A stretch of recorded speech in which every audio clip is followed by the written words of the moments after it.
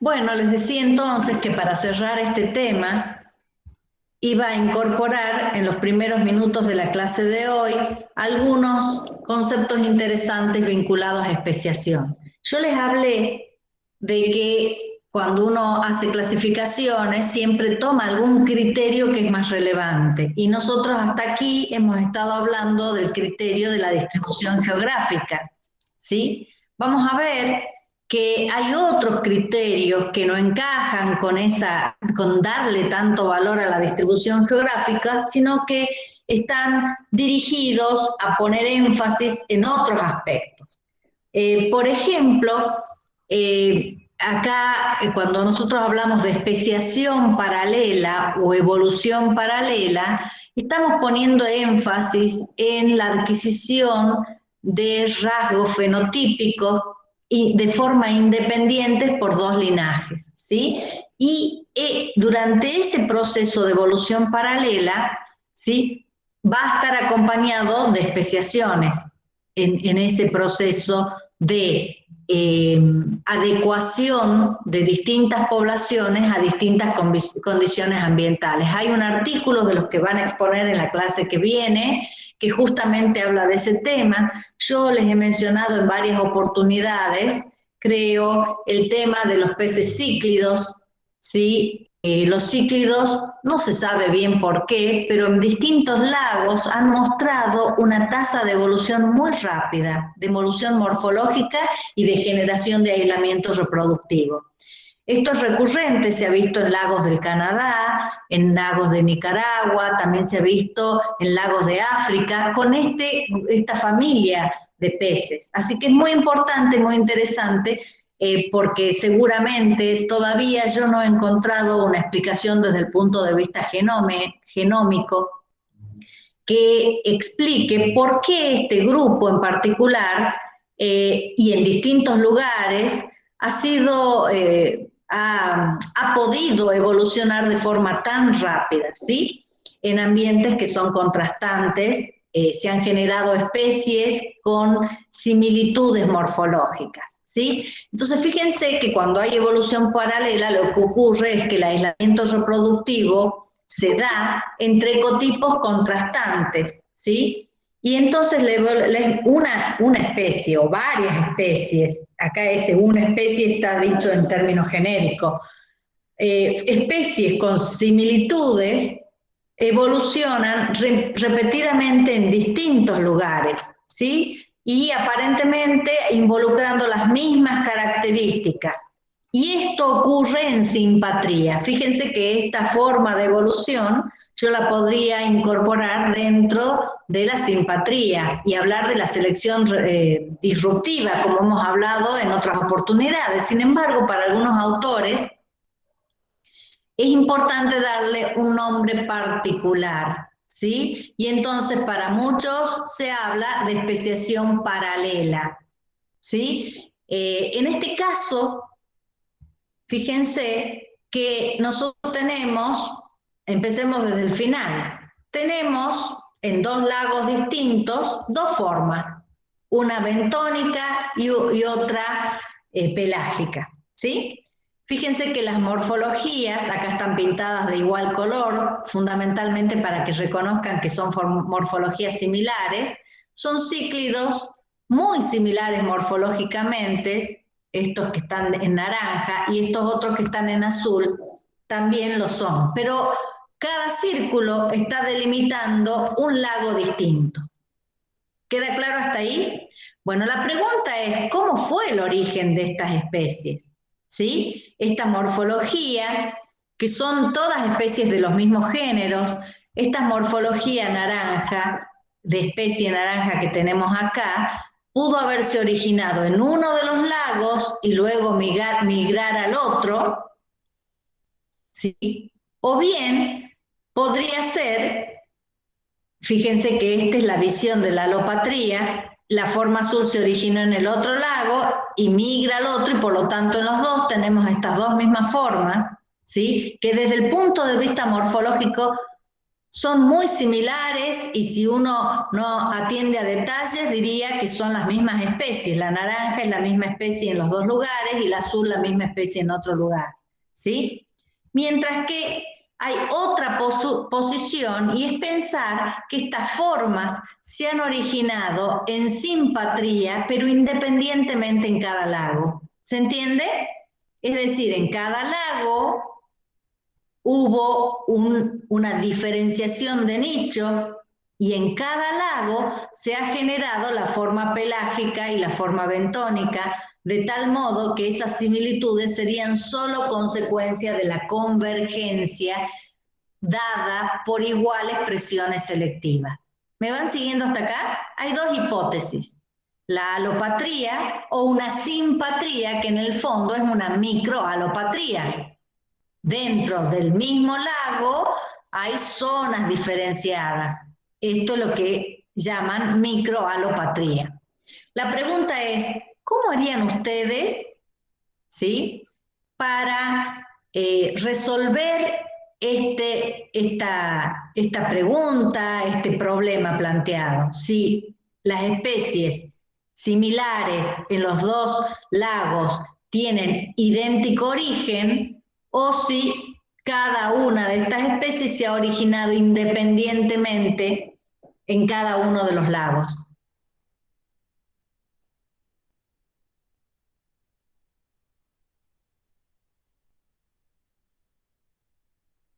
¿Qué dirían?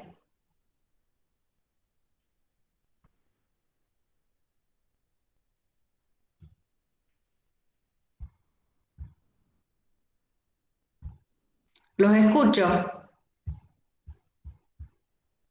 ¿Se les ocurre algún modo de poner a prueba esta hipótesis? Estas dos hipótesis, hay dos, la de la alopatría y la de simpatría, o que podemos llamarle microalopatría. ¿Cómo harían para poner a prueba cada una de estas hipótesis o evaluar de alguna forma y encontrar la respuesta que implica aceptar solo una de estas hipótesis?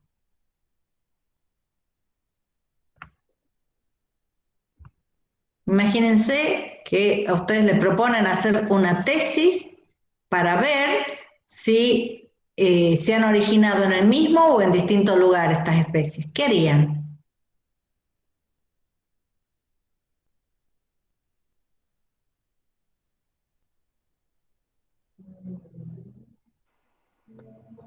¿Queda vacante el puesto? Profe, Sí. yo lo que haría sería criar estos peces y someterlos a distintas condiciones dentro de peceras o tanques enormes y luego ver qué tanto mutan unos u otros con marcadores moleculares para saber si A a ver, esas no te escuché muy bien. Voy a silenciar mi micrófono a ver si te puedo escuchar mejor, ¿sí? Sí. ¿Ahí me escucha, profe? Sí, yo lo que haría es ponerlos a hacer criaderos en tanques enormes y las sometería a distintas condiciones, y luego, al cabo de un tiempo, vería con marcadores moleculares qué tanto cambiaron entre las dos especies, digamos, o sea, entre los dos, digamos, ejemplares de cada uno de los tanques, si han cambiado o no. Bueno, a ver, tomo tu propuesta y les pregunto a tus compañeros, ¿hay alguna objeción a lo que plantea Andrea?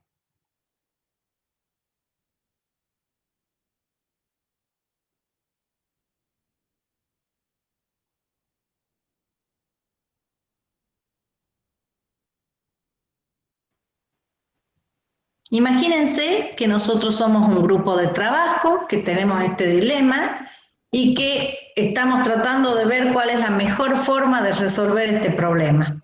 Andrea propone criarlos en estanques con distintas condiciones, ¿sí? Y ver solo los marcadores o ver también cómo cambia el fenotipo a lo largo del tiempo.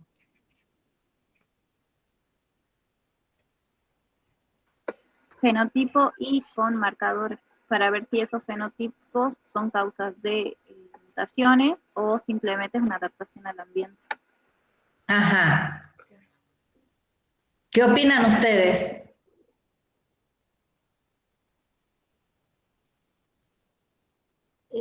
Creo que hay que tener como bastantes estanques y al mismo tiempo no sé si se puede hacer un estanque control, digamos, para comparar con los otros, ya que la especie tiene como esa, esa capacidad de cambiar tan rápidamente. Y bueno, en los distintos estanques se tendría que poner representantes de las de las diferentes especies. Son todo el mismo género, pero distintas especies, ¿no es cierto?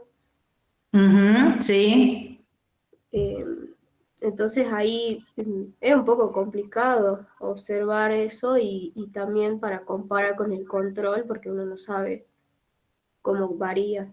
Bueno, acá Emanuel creo que se llama, hombre sin idioma, quiere hablar. Sí, a ver, Emanuel. ¿Se escucha? Sí, sí.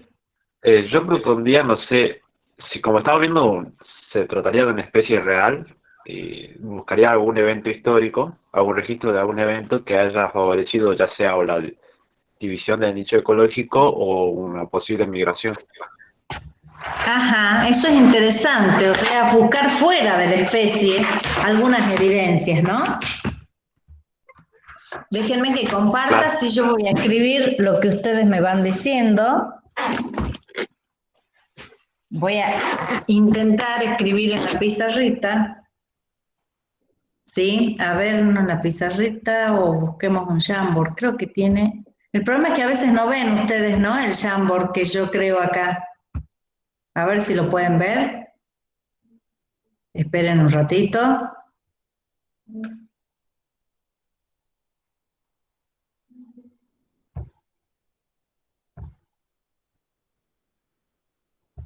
¿Pueden ver o no? Apareció algo en el Prof, chat, pero no en la pantalla. apareció como un link que usted tiene que darnos Sí. acceso. Dice solicitar acceso. Sí, pero si no le ponemos el link, a ver, quiero ver si ustedes lo pueden ver. Ahí, Ahí toqué y me dice acceso denegado. pero no fui yo la que te denegué, Y en la ¿eh? pantalla no se ve nada, profe. Bueno, no, entonces lo voy a cerrar. ¿Vos tenés mail de Gmail o tenés de Sí. otra? Qué Sí. raro, che. Todavía no le encuentro la vuelta a esto, así que seguiré usando mi propia pizarrita. Sí. Quería por cuestiones de velocidad usar la que ofrece la misma plataforma. Claro. Bueno, seguiremos usando la mía. La mía, la que yo tengo, la que uso normalmente. Voy a superponer con lo anterior. ¿Ahí sí lo están viendo o no? ¿Están viendo la pantalla o no? Sí, profe, está la de la diapositiva de microalopatría. Está la diapositiva, pero no están viendo la pizarra. No. Bueno, Todavía no esperen. sale. Voy a volver a compartir porque tal vez tenga que ver con que yo tenía una ventana compartida, no la pantalla completa.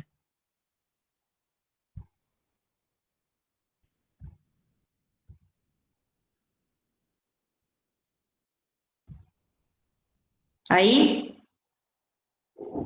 Sí, profe, ahí vemos.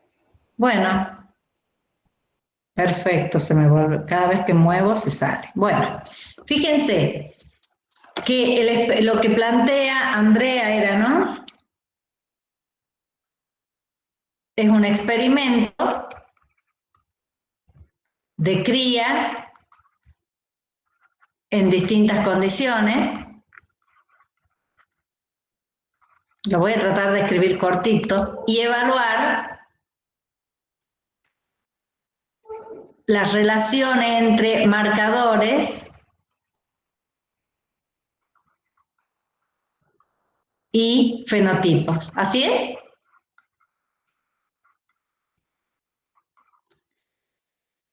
Después, a ver, ¿quién era? Angélica. Bueno, no les puse acá los nombres. Andrea. Angélica plantea que esto sería complicado. Complicado el tema del control. Complicado, yo voy a poner esto nada más. Complicado contar con un control.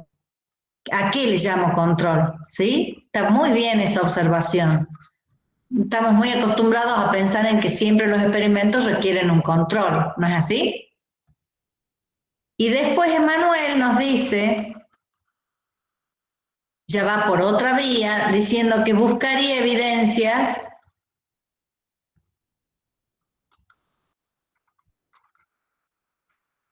extrabiológicas, podríamos ponerle, ¿les parece?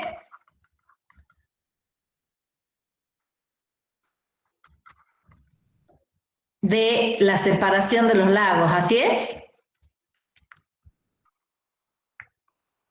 Eso sería muy importante, por ejemplo, si yo sé que los lagos se han separado hace 2 millones de años y que desde ese periodo aparentemente no han vuelto a tener contacto, es una información muy valiosa que la puedo tener en cuenta. También, por ejemplo, si la fósil muestra que hubo algún momento en que esos lagos, en algunos momentos los lagos han tenido conexión, ¿sí? Ya sea a través de ríos y otros, puedo estar pensando en ese flujo génico, ¿no es así?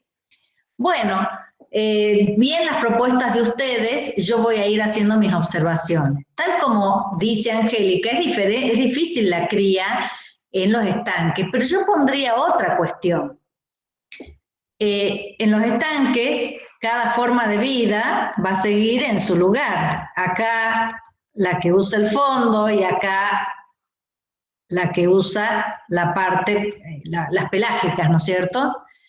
Y yo entiendo el planteo de Andrea. Andrea quiere saber si creo entender. Me parece que Andrea se cuestiona de si ese fenotipo distinto es una plasticidad fenotípica o es un rasgo que ha evolucionado, es decir, que es parte fija de las especies. ¿Es esa tu pregunta, Andrea?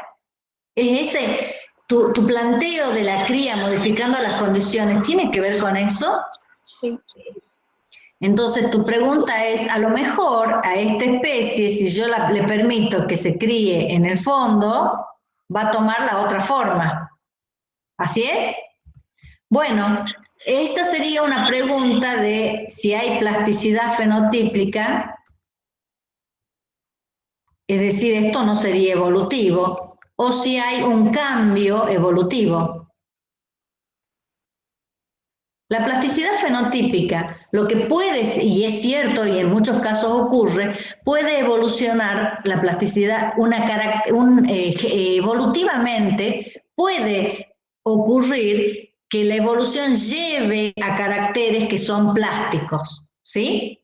Así que eso también es importante. Bueno, ese experimento sería interesante, habría que pensar cómo hacemos para que una forma de vida determinada esté sometida a otras condiciones. Por ejemplo, podría ser, yo digo, si no pongo esta especie, pongo solo la especie pelágica en un estanque pequeñito, sola, sin esta competencia, a ver si empieza a usar estos recursos y si lo hace, ¿sí? Y si lo hace, si cambia su morfología. ¿No es así? Es decir, es interesante el planteo. Lo que yo estoy viendo como morfologías distintas tiene que ver con una cuestión estrictamente ambiental o tiene que ver con un fenómeno evolutivo. Bueno, esa es una buena pregunta y entonces no está mal hacer un diseño cambiando las condiciones ambientales, ¿sí? Lo que dice Angélica es cierto, esto es difícil del control. Bueno, el control podría ser someterlo a dejarlo en las condiciones que están, ¿sí? Tomar como control por ejemplo, tomar medidas de las formas que viven, eso sería el control, en los lagos naturales y comparar cómo esas morfologías van cambiando, por ejemplo, en estanques con distinto tamaño, donde hay donde están las dos especies, una sola, la otra sola, las dos especies juntas. Esa podría ser una propuesta y entonces nosotros podríamos medir la velocidad del cambio, cuántas generaciones están afectadas, ¿sí? También podría ser interesante, por ejemplo, poner larvas recién nacidas en otras condiciones y ver si cambia la morfología, porque la morfología cambia durante las primeras etapas del desarrollo. Ya cuando se alcanzó el estado adulto es muy difícil que cambie sustancialmente la morfología. Así que ahí tenemos dos vías interesantes que pueden ayudarnos a pensar si se trata de una cuestión de plasticidad fenotípica o de cambio evolutivo. Pero esa observación o ese experimento que plantea Andrea, ¿sí? Y que Angélica cuestiona con buen criterio, no me resuelve a mí el problema de si las especies, que en este caso yo ya estoy aceptando que son especies distintas, se han originado en el mismo o distinto lugar. Lo que plantea Manuel sí es interesante porque si estos lagos han estado separados por mucho tiempo, ¿sí? Y no tengo evidencias de que haya habido contacto, entonces yo podría ahí tener en cuenta otra cosa más que algo planteó Andrea, que es estudiar marcadores moleculares. Yo, por ejemplo, buscaría un reloj molecular y vería si el tiempo de separación de las especies es acorde con el tiempo de separación de los lagos, que en algún momento se sabe que fueron una única formación. ¿Se entiende? Entonces, si el reloj molecular me da tiempos de separación, por ejemplo, de las especies de este lago, las del lago 1 con las del lago 2, los relojes moleculares me dan igual tiempo, ¿sí? Que la evidencia geológica, entonces yo ya puedo pensar, ¿sí? Que estas especies se han separado, supónganse, hace 5 millones de años, que es el tiempo de separación de los lagos. ¿Y qué esperaría de estas especies adentro? Voy a hacerlo uno gordito y otro para que sea más fácil de ver. ¿Qué esperarías respecto a las diferencias genéticas entre ellas? Acá el tiempo de separación, ¿debería ser más corto o menos corto que 6 millones de años?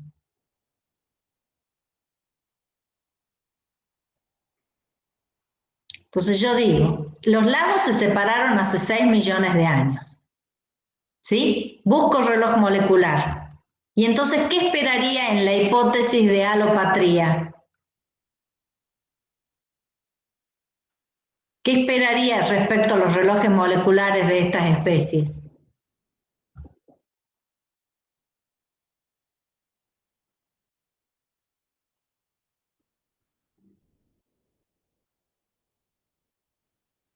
Que la separación de la especie también sean hace 6 millones de años. Yo esperaría que dentro de cada lago la separación sea menor de 6 millones de años, ¿no es cierto? Esta con esta, menos de 6 millones. Esta con esta, menos de 6 millones. Y este conjunto con este, 6 millones. ¿No es así?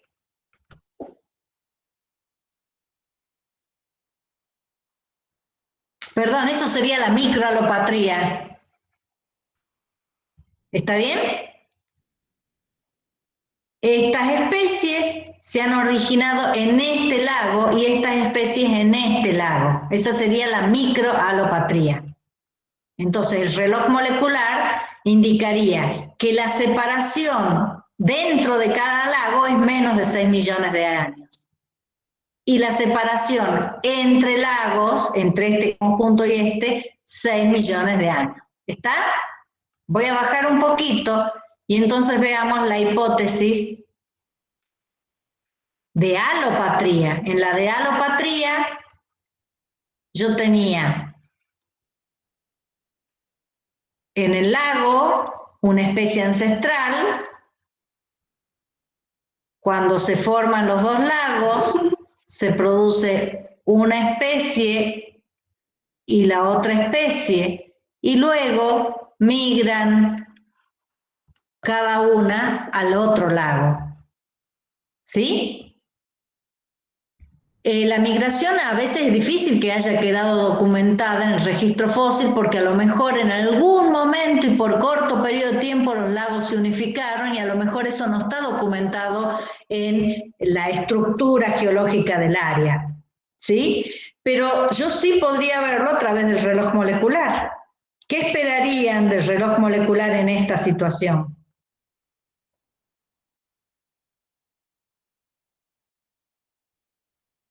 ¿Cuánta diferencia esperarían entre estos gorditos de los dos lagos?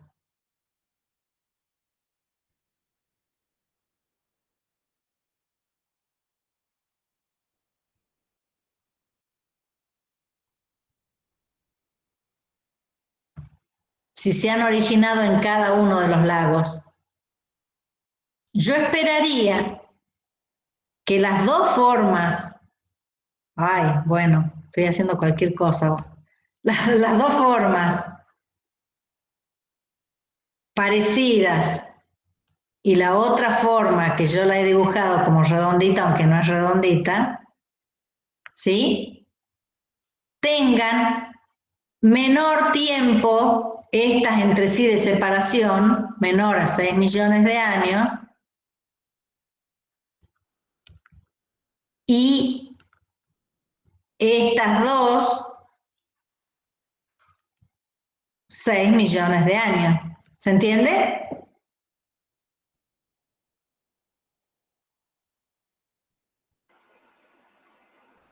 Tan horribles mis dibujitos, pero acompáñenlos con la explicación. Entonces, hay más diferencia en tiempo en los relojes moleculares entre las formas que dentro de cada lago. ¿Sí?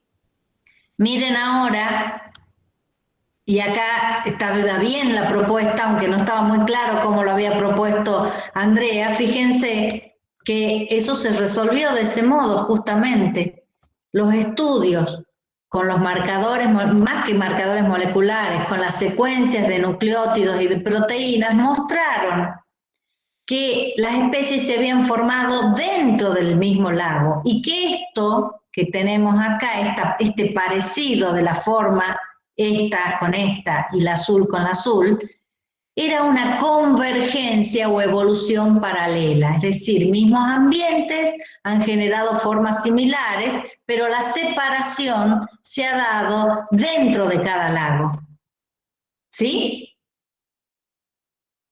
Esta sería la hipótesis de especiación en simpatría. Y lo curioso acá es que los mismos lagos albergan las mismas formas de peces, distintos lagos albergan las mismas formas de peces porque ofrecen nichos similares y la evolución ha llevado a que distintas presiones selectivas formen especies diferentes. ¿Sí?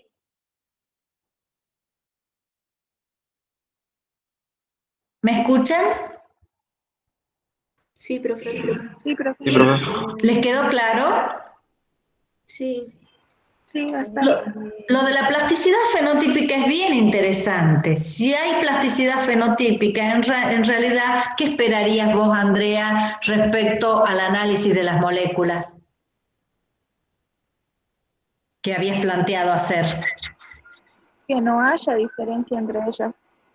Exactamente, que no haya. Ahora, si hay diferencia en las moléculas, tampoco garantiza que esas características no sean plásticas. A lo mejor las diferencias evolutivas en otras moléculas no son las que están afectando esas características. Por eso los estudios para evaluar la plasticidad fenotípica, en realidad se habla del trasplante de individuos, ¿sí? Yo pongo larvas de esta forma, ¿sí?, en un lugar donde no ofrece ese ambiente y veo cómo crecen, ¿sí? Entonces veo durante la vida del individuo si cambió la morfología respecto a lo que yo esperaba de su morfología final. ¿Sí?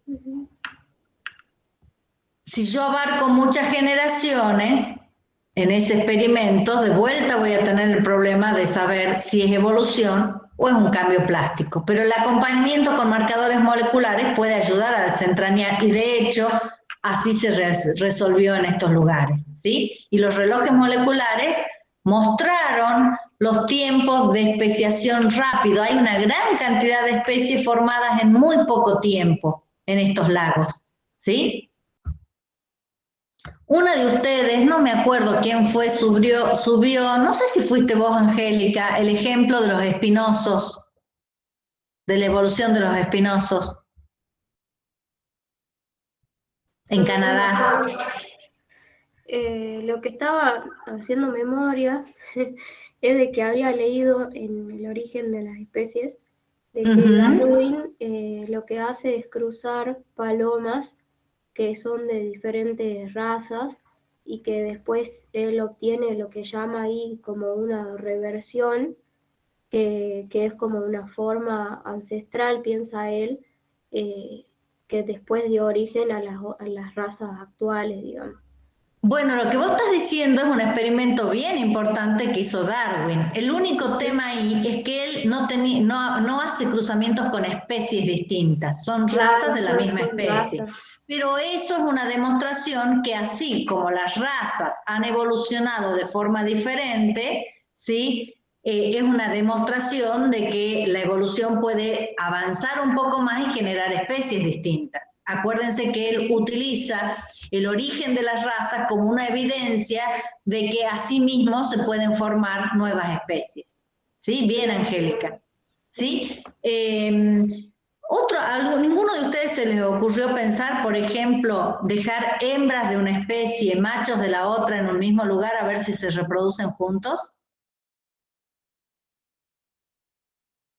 Sí había pensado en esa opción, pero si las especies son tan distintas, puede que haya ahí una barrera para la reproducción. Exactamente. Fíjense que hay algo bien interesante. En la naturaleza, cuando hay amplia disponibilidad de individuos de los dos sexos en las dos especies, los individuos eligen, hay un sistema de cohesión que los lleva a elegir el de su propia especie. Pero cuando hay diezmación en las poblaciones, es frecuente la formación de híbridos. Cuando yo hablo de diezmación, quiere decir que hay poquitos, y entonces es probable que una hembra o un macho de una especie no encuentre rápidamente a uno de su propia especie, solo se encuentre con otro de otra especie, ¿sí? Y en ese caso se facilita la formación de híbridos que normalmente no ocurriría. Por eso es que muchas veces en los zoológicos o en las reservas hay híbridos que en la naturaleza no se producen, que se producen solo en esas condiciones críticas. Bueno, en este sentido, por ejemplo, yo les mencioné la clase pasada de los osos polares que se estaban reproduciendo con osos pardos.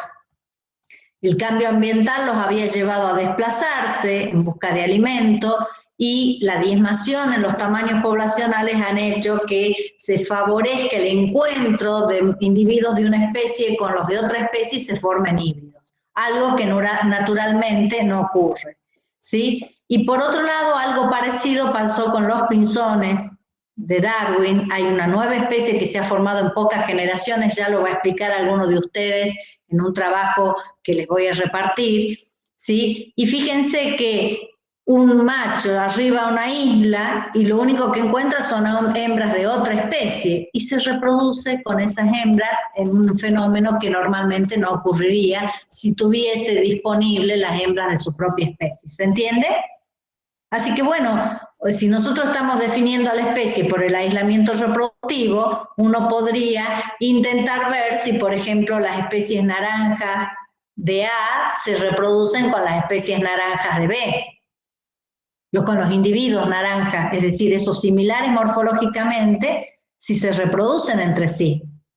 Y lo mismo con los azules, juntarlos en un mismo lago. Bueno, azules con azules, a ver qué pasa. ¿Sí? Y para eso yo tendría que garantizar hacer individuos de un sexo del área A y del otro sexo del área B, y en otro estanque al revés. Y a lo mejor no hay una barrera biológica y entonces tal vez tenga que cuestionar mi definición de especie. Eran especies distintas y ahora si se reproducen de esta forma, diría que no, en todo caso hablaría de subespecies porque están en áreas geográficas distintas. ¿Se entiende? Sí, profe. Bueno, es un ejemplo que les quería dar, que fíjense que los autores, ¿por qué lo planteo? Porque los autores dicen, ha ocurrido en simpatría, pero el modelo de especiación no se llama especiación en simpatría, lo llaman especiación paralela. ¿Entienden? Le están poniendo el énfasis a otra cuestión y no a la distribución geográfica, aunque es importante. Bueno, acá tienen las especies de estos cíclidos, ¿sí? Miren, los cíclidos, al menos en 6 lagos de Canadá, hay un par de especies simpátridas adaptadas a distintos nichos. Las morfologías tróficas, cuando uno habla de morfologías tróficas, hace referencia a caracteres morfológicos vinculados a la adaptación a una forma de vida y de alimentación. Se ven en las mandíbulas diferentes, el tipo de forma del cuerpo, ¿sí? Y se observa que la colonización reciente desde el mar hace 15.000 años. Esto hace referencia al ejemplo de los espinosos también. Así que esos lagos han sido colonizados por especies marinas y se han adaptado a condiciones de agua dulce, ¿sí? En relativamente poco tiempo. Piensen ustedes, 15.000 años, el hombre estaba ingresando a América y en ese lapso de tiempo se han formado especies lacustres provenientes desde especies marinas, ¿sí? O sea que la velocidad de especiación ha sido rápida para la visión que tenemos nosotros de que el origen de las especies requiere más tiempo. Bueno, y acá está lo que yo les decía, en la naturaleza hay aislamiento reproductivo, en el laboratorio se pueden formar híbridos. Y esto habla de que las discontinuidades aparecen de forma a veces gradual, ¿sí? Y que a veces la discontinuidad puede ser interrumpida ante situaciones críticas, como por ejemplo una cría en laboratorio donde cambian las condiciones del hábitat en el que se desenvuelven, o las presiones, como les mencionaba yo, por la falta de individuos del otro sexo, ¿sí? Bueno, fíjense que la selección sexual, ya hemos visto que la selección disruptiva en simpatría puede ser importante, y una forma de selección disruptiva es si tiene que ver con rasgos que están vinculados a la reproducción, ¿sí? Ahí es bien interesante porque hay modelos teóricos que muestran cómo sería posible que por selección sexual se formen especies distintas.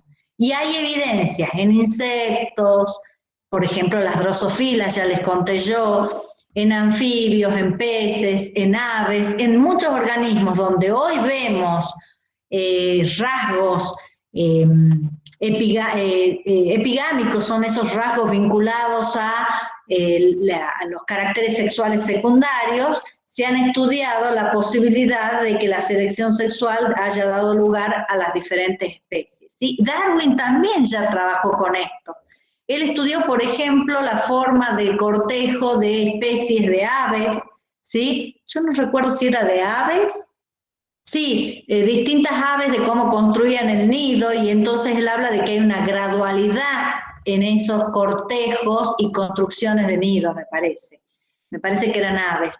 Y bueno, eso se ha estudiado en muchas especies, esa suerte de diferencias en pequeños detalles que están definiendo la elección de un individuo del otro sexo, ¿sí? En la complejidad de los patrones de cortejo, si hay una disrupción, entonces puede generarse un aislamiento reproductivo. Bueno, y esto es en mariposas. El ADN mitocondrial ha mostrado justamente que este dimorfismo sexual está vinculado con la formación de especies distintas, ¿sí? Y lo que me quedaría por decir desde especiación es que también, fíjense que acá se habla de especiación alocrónica, no tiene en cuenta si es simpatría o alopatría, pone el énfasis en los tiempos. Y acá aparece el ejemplo que ya les he dado yo de los distintos tiempos de vida o de desarrollo de estas moscas del manzano y del Crataegus, que están siguiendo su alimento, podríamos decir, su ambiente particular, y entonces su cambio y sus tiempos de desarrollo están relacionados con la especie de la que se alimentan y en la que ocurre el apareamiento y en la que se produce la oviposición. ¿Sí? ¿Se acuerdan que lo vimos en la clase pasada? Entonces, por ejemplo, algunos autores hablan de especiación ecológica. ¿Sí? Entonces, no importa, si yo hablo de especiación ecológica, estoy poniendo énfasis en las presiones ambientales. Y eso puede ocurrir en simpatría o en alopatría. ¿Se entiende a dónde quiero llegar con esto? Lo que quiero decirles es que los criterios los estamos imponiendo nosotros de acuerdo a qué le damos importancia. ¿Sí? Entonces, alguien que habla de especiación ecológica, ¿sí?, está poniendo énfasis en que la selección es la causa, la selección divergente, la selección disruptiva es la causa de la separación y no le importa si eso ocurrió en simpatría o alopatría. Mientras que los que hablan de la clasificación según la distribución geográfica consideran que eso es fundamental para que ocurra la especiación. ¿Sí?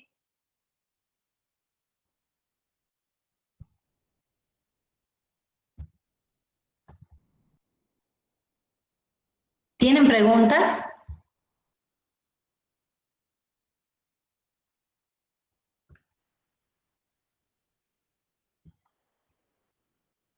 Bueno, va a quedar pendiente el tema de especiación para la exposición de ustedes entre lunes y martes, ¿sí? Ya veremos si vale la pena extenderlo al martes y si no, solo el lunes. No sé si alguien quería hacer una pregunta.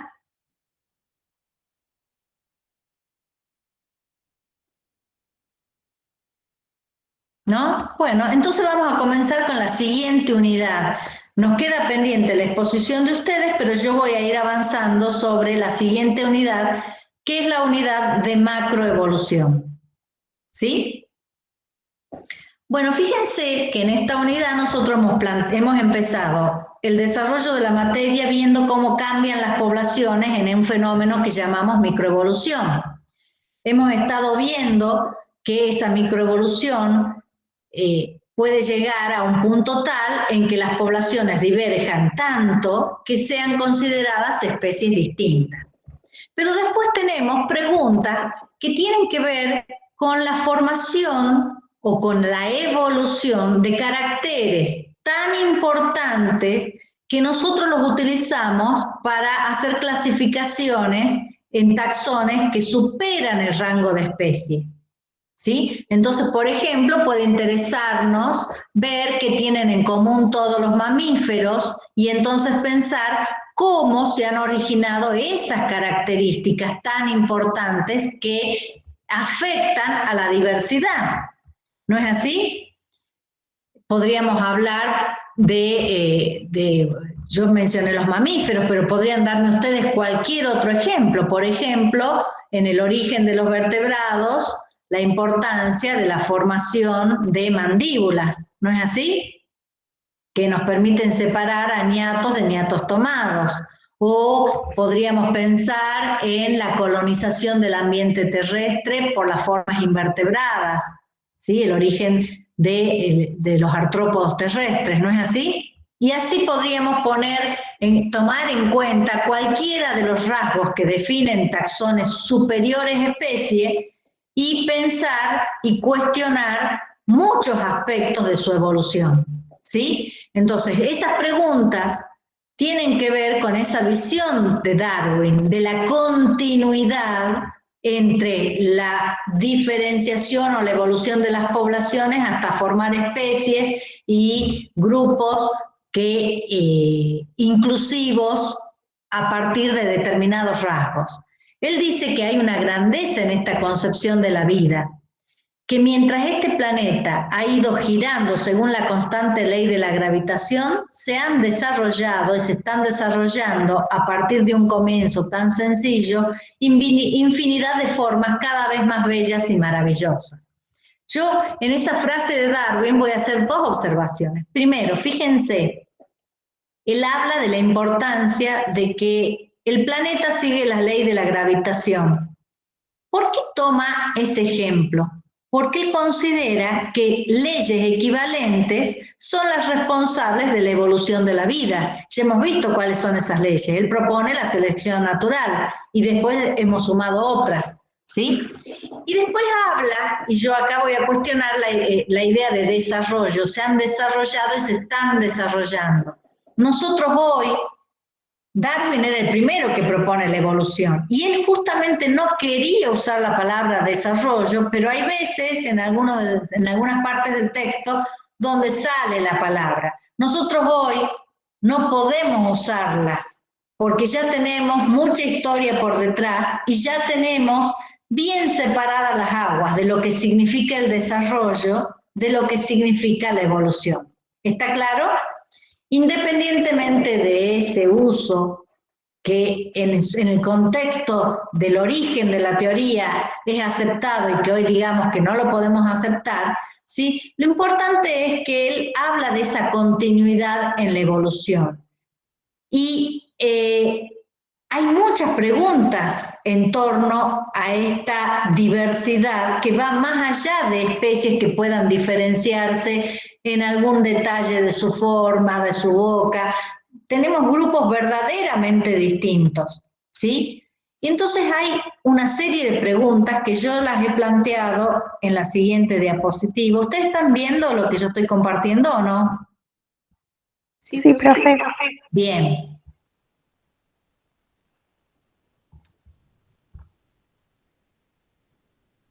Fíjense que acá tenemos algunas preguntas.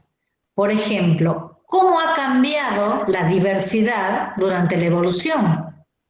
¿Ha habido tiempos donde la diversidad ha incrementado notablemente y otros donde se ha reducido?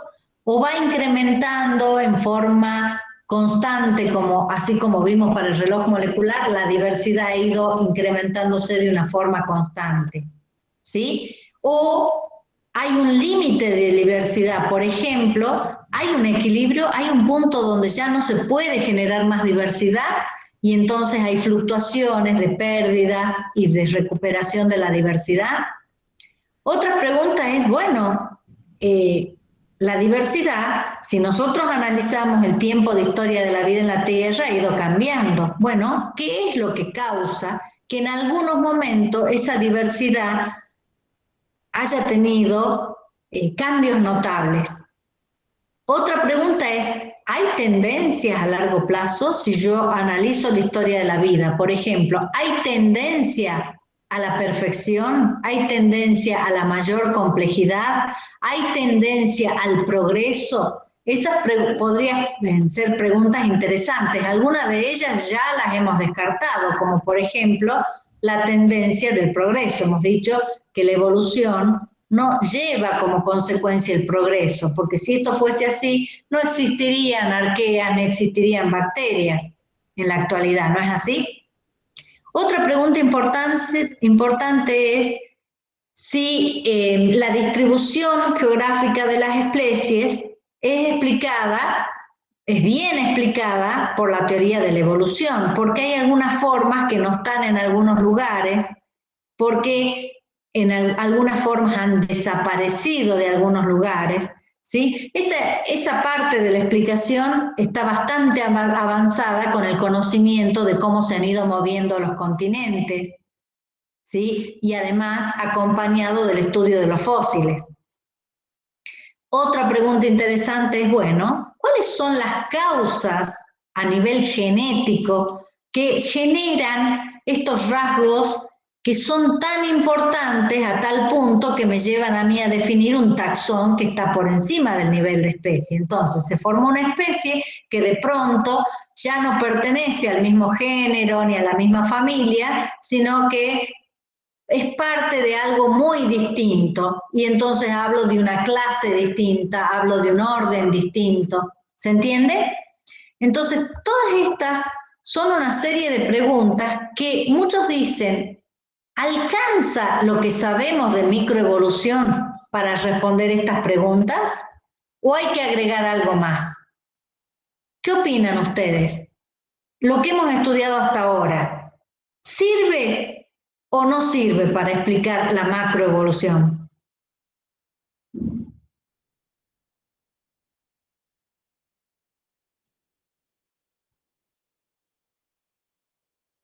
Yo creo que solo puede explicar una parte, o sea que nos falta para poder responder más cosas. Bien, Angélica, veo que vos habías estado leyendo El origen de las especies y algunos de ustedes lo han hecho en otros años, algunos de ustedes a lo mejor lo han hecho porque les interesa y sería bueno que lo hagan, ¿sí? Deben haber visto que Darwin tenía algunos problemas con respecto a la macroevolución.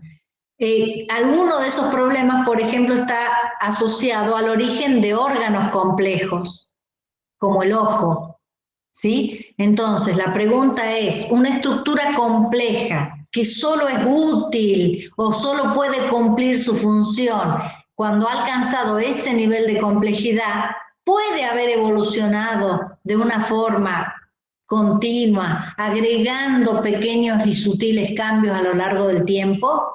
Esa pregunta se hace Darwin. Bueno, fíjense que hoy tenemos muchas herramientas de nuestro conocimiento de genética, de nuestros conocimientos de los factores evolutivos que nos ayudan a poder explicar el origen de esas estructuras complejas. Algunas de ellas a lo mejor van a ser útiles para definir nuevos taxones, ¿sí? Y como dice Angélica, lo que sabemos puede ayudarnos a explicar, pero necesitamos complementarlo con algunos otros conocimientos. Parte de esto tiene que ver con la historia de la teoría de la evolución. Ustedes saben que cuando se genera el neodarwinismo a partir de la unificación, no sé si la unificación, pero sí de la incorporación de la teoría genética a la teoría de la evolución, viene el gran desarrollo de la genética de poblaciones. Y con el desarrollo de la genética de poblaciones queda apartado, queda dejado de lado el estudio del desarrollo. ¿Por qué? Porque justamente no queríamos mezclar desarrollo con evolución, ¿sí? Dejar de lado el estudio del desarrollo llevó a que pensemos que si explicábamos lo que pasaba a nivel microevolutivo, lo único que teníamos que darle era tiempo a la evolución para que formara esta diversidad enorme de formas vivientes que tenemos, ¿sí? Y esto fue muy criticado en su momento, pero durante mucho tiempo quedó triunfante la idea del neodarwinismo, es decir, si yo analizo las poblaciones, encuentro cómo ocurre la evolución, estas explicaciones, que son las que nosotros hemos dado hasta ahora, me van a servir para explicar cómo se han formado los taxones superiores. Es cuestión de que le dé el tiempo necesario y entonces en algún momento hubo un quiebre de esta visión a partir desde la visión de los paleontólogos que veían que había discontinuidades en el registro fósil, ¿sí? Y es así como nace la discusión entre hipótesis que se proponen para explicar la macroevolución. Entonces, lo primero que tenemos que hacer antes de centrarnos en las explicaciones macroevolutivas es decir, tomar partido o por lo menos confluir en una definición de macroevolución, ¿sí? No todos entienden lo mismo por macroevolución. Por ejemplo, algunos autores incluyen el origen de las especies en la macroevolución. Para otros autores, la macroevolución debería incluir el origen de taxones superiores al de especie, porque ya hemos visto cómo la genética de poblaciones sí puede explicar el origen de las especies. ¿Se entiende? De hecho, todas nuestras explicaciones sobre especiación han utilizado los factores evolutivos que conocemos. Entonces, para algunos autores hay que incluir la especiación, para otros hay que excluirla, ¿sí? Para Schrensch, la macroevolución es hablar de evolución considerando que las especies y los taxones superiores se comportan como individuos. Esa visión es una visión que no tuvo ninguna importancia en su momento, pero que ha sido rescatada con el concepto de selección de especies más adelante, a partir de la década del 70, ¿sí? Y que la vamos a ver un poquito más adelante, ¿sí? Pero entonces él fíjense que está imprimiéndole una realidad a los taxones como la especie y por encima del nivel de especie. Él dice, existen, entonces son como individuos, tenemos que ver cómo se han originado estos individuos. ¿Se entiende? Sí, perfecto.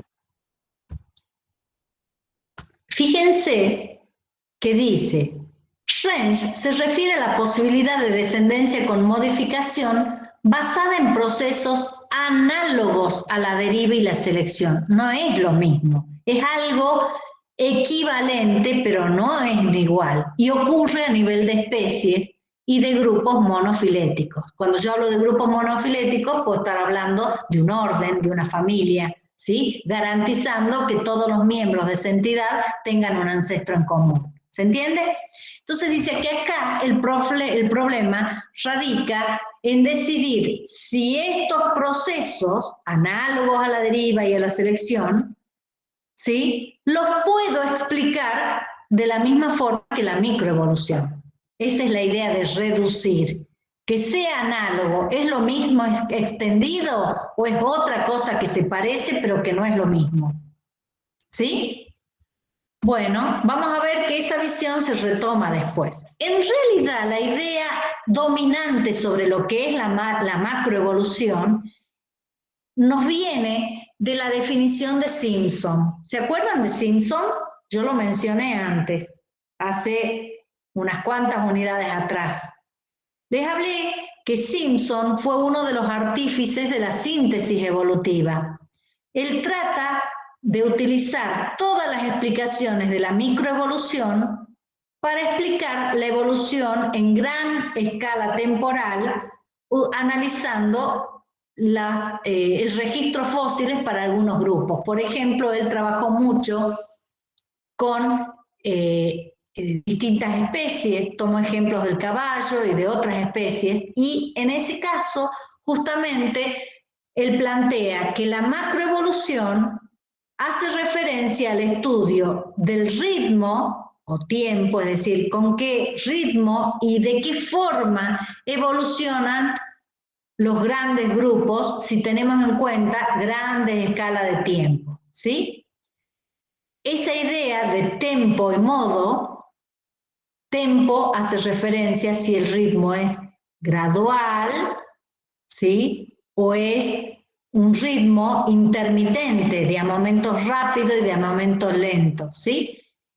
Y el modo hace referencia a distintos patrones que vamos a ver en la evolución, ¿sí?, cuando analizamos los grandes grupos. Bueno, Simpson, a pesar de que le da este nombre, saca la conclusión que el ritmo es gradual y que todo puede ser explicado por la acción de la selección natural, trabajando de forma lenta y continua, de la misma forma que lenta y continuamente el viento y la lluvia horadan una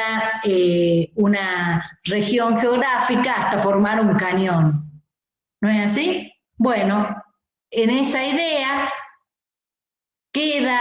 quedó plasmada durante mucho tiempo la visión del neodarwinismo, de que dándole tiempo a la selección para actuar, las poblaciones se transformaban en especies distintas y las especies distintas se iban modificando en sucesivas especiaciones hasta formar algo totalmente distinto.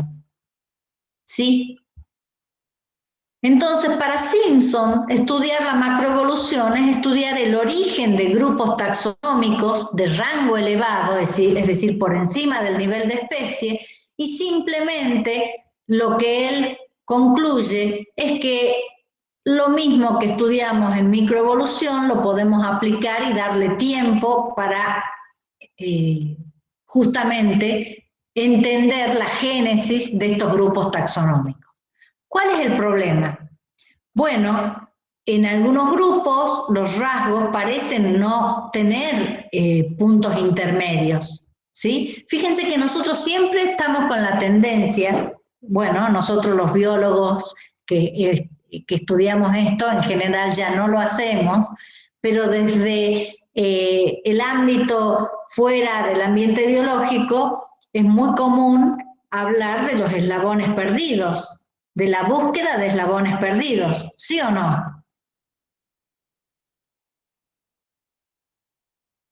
Es más, cuando sale en algún diario, en alguna revista de divulgación, alguna información sobre un hallazgo paleontológico, algún hallazgo de algún fósil, suelen poner, se encontró el eslabón entre, ¿es así o no es así?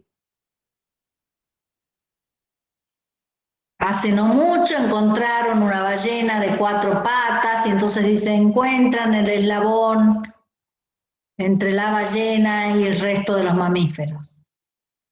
O todo el tiempo nos lo pasamos buscando el eslabón perdido que une a humanos y chimpancés. ¿Sí o no? Sí, profe. ¿Qué ejemplos podrían darme? ¿Han visto ustedes en los libros, a veces de biología, pero en general en libros o revistas de divulgación, han visto esta expresión de se busca, se encuentra o no está el eslabón perdido, el eslabón de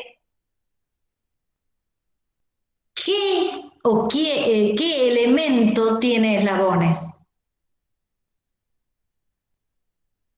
Las redes tróficas.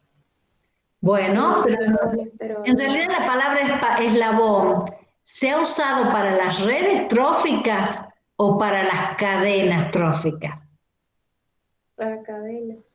Para las cadenas, luego se complejizó la idea y se piensa que una red está formada por cadenas que se entrelazan, pero en realidad la palabra eslabón viene de la idea de una cadena. ¿Y una cadena qué forma tiene? Continua. Recta. Lineal o recta, ¿sí? Entonces nosotros estamos pensando en que la búsqueda de estos eslabones nos va a dar una gradación entre las formas vivientes, ¿no es así? Una visión que va muy bien con la idea lamarckiana, pero la visión de Darwin de diversificación rompe con esa idea de eslabón y fíjense cuánto nos cuesta a nosotros cortar o romper o descartar de nuestras explicaciones el concepto de eslabón.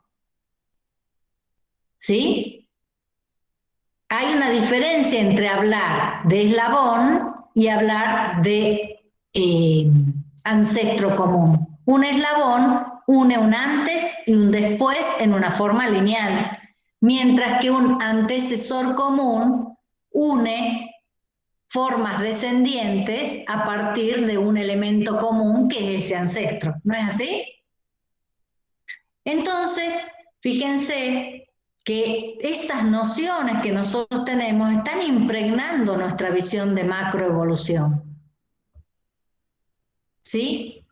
El problema fundamental radica en ver si las causas de la microevolución alcanzan, son suficientes si les damos el tiempo y la acumulación necesaria para explicar cambios a gran escala, el surgimiento de caracteres muy diferentes que han sido fundamentales en la diversificación posterior.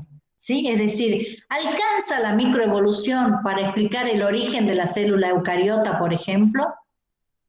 ¿O alcanza la microevolución para explicar el origen a ver, ¿de qué puede ser? De formas fotosintéticas versus formas no fotosintéticas, autótrofas versus heterótrofas? Bueno, para algunos la respuesta es sí, para otros no alcanza. Tenemos que incorporar elementos que se sumen a lo anterior, ¿sí?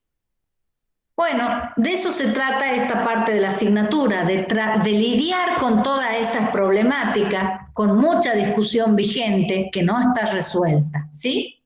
Pero se han hecho muchos aportes a partir de la década del 70 del siglo pasado, que lejos parece, ¿sí? Se han hecho muchos aportes contribuyendo al enriquecimiento de esta parte de la teoría de la evolución que se dedica a explicar el origen de los taxones con rango superior a especie, ¿sí? O el origen de aquellas especies que difiere tanto del ancestral que la tengo que clasificar en un taxón distinto. ¿Se entiende?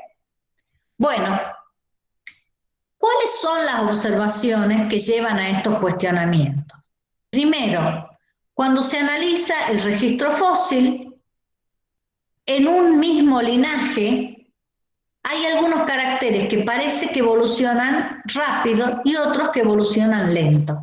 ¿Sí? Eso es una observación. Entonces yo miro, por ejemplo, y ya lo mencioné en algún momento, la velocidad de evolución del cerebro en los homínidos es distinta a la velocidad de evolución de la dentición.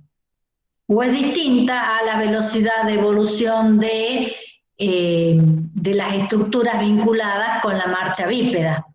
¿Se entiende? Entonces, no todos los rasgos evolucionan a igual velocidad. ¿Se acuerdan que de esto hemos hablado en la unidad anterior, cuando hemos hablado justamente de las distintas velocidades de evolución? Y hemos tomado como ejemplo las distintas velocidades en los relojes moleculares y los hemos comparado con la evolución morfológica. ¿Se acuerdan? Bueno, entonces, tenemos distinta velocidad de evolución morfológica. Algunos grupos parece que han evolucionado muy lento. De ahí viene la idea de fósil viviente. Uno de ustedes planteaba los otros días el tema del fósil viviente. ¿Se acuerdan? Sí, que son de Phenodon y de esos cangrejos cacerola que le dicen. Ajá, ¿y por qué lo llamábamos fósil viviente? Ya que estamos, Angélica, ¿lo podemos recordar?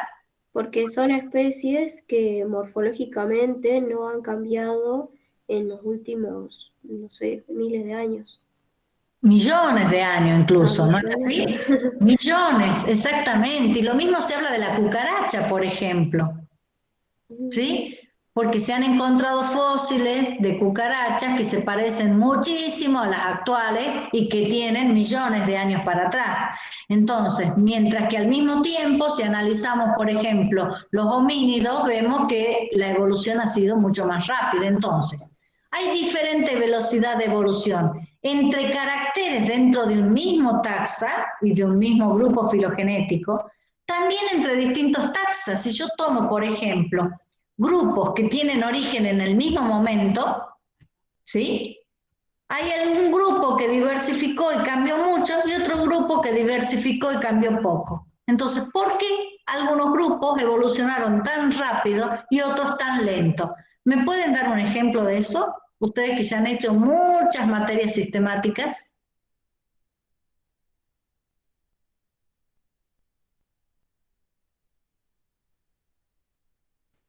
Creo que sin ir más lejos podríamos tener en cuenta el ejemplo del video que vimos de los pinzones Ajá, que cambiaron rápidamente mientras los estudiaban estos señores Grant, y ajá. versus los efenodontes, que son estos lagartos que viven en Nueva Zelanda, que aparentemente no cambiaron, digamos. O el dragón de Komodo, o sea, si empezamos a Sí, mirar, están también los celacantos, ¿sí?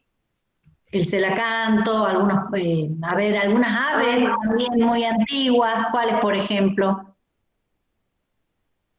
Aprovechen y les digo, los Los necesito a ustedes mismos. para que me actualicen y que me hagan recordar lo que en algún momento estudié, ya no me acuerdo.